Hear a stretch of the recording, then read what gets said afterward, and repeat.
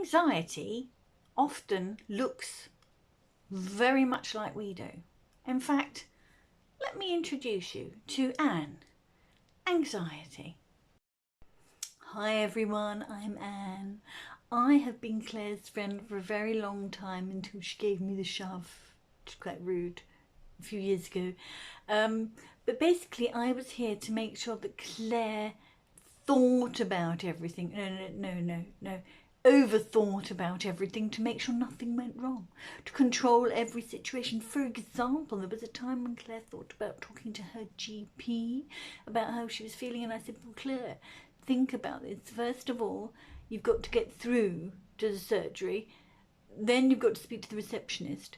And then you'll probably only get an appointment, I don't know, in about 2 weeks' time. So it's probably not going to work anyway. Then there was the time when she was thinking about reading self-help books, and I said, Claire, let's think about this a lot. Let's think about the money involved in buying these books, the time in reading them, then understanding the practices and putting them in place. And to be honest, it's probably not going to work anyway. And then there was the time when she thought about having cognitive behavioural therapy, CBT.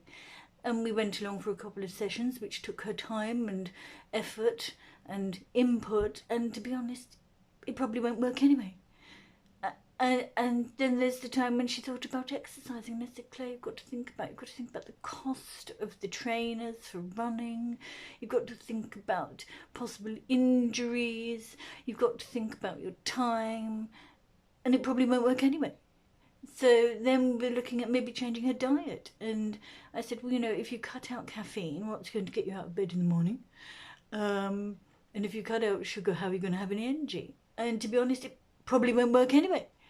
So, basically, I've been around, and I'm still around, and I know quite a lot of people, actually. I might even know you a little bit. I'm very good at making you overthink. And I am good for you, honestly.